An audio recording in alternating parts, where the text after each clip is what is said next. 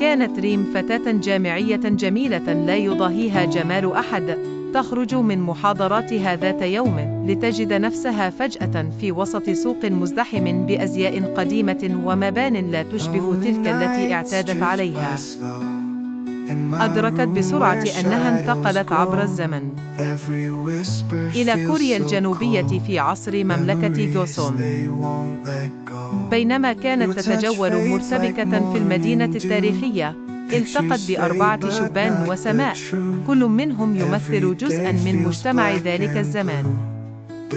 جون سول، الشاب المغامر الذي لا يخشى التحديات. هانوو، العاقل الحكيم الذي يرى الأمور بوضوح.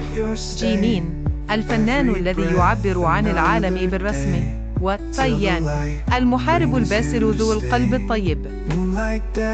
أصبحت ريم مركز اهتمامهم، ليس فقط بسبب جمالها اللافت، بل لأنهم شعروا بأنها قد تكون مفتاحاً لتغيير مصائرهم. وعندما علموا بالتهديد الشديد الذي يحيط بمملكتهم، قرروا التعاون معاً لمواجهة الشر. بدأت المغامرة حينما اكتشفوا أن قوى الشر تتمثل في الإمبراطور الظالم وشعوذته السوداء. وحينما عرضت ريم عليهم معرفتها العصرية، وجدوا سبلاً جديدة لمخططاتهم الشجاعة. إلا أن التحدي كان أكبر من مجرد مواجهة الإمبراطور.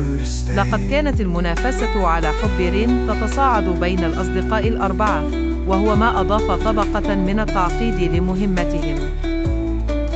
في ذروة المعركة النهائية، أدرك الأربعة أنهم بحاجة إلى العمل بتعاون تام والبعد عن أي نزاعات شخصية للفوز.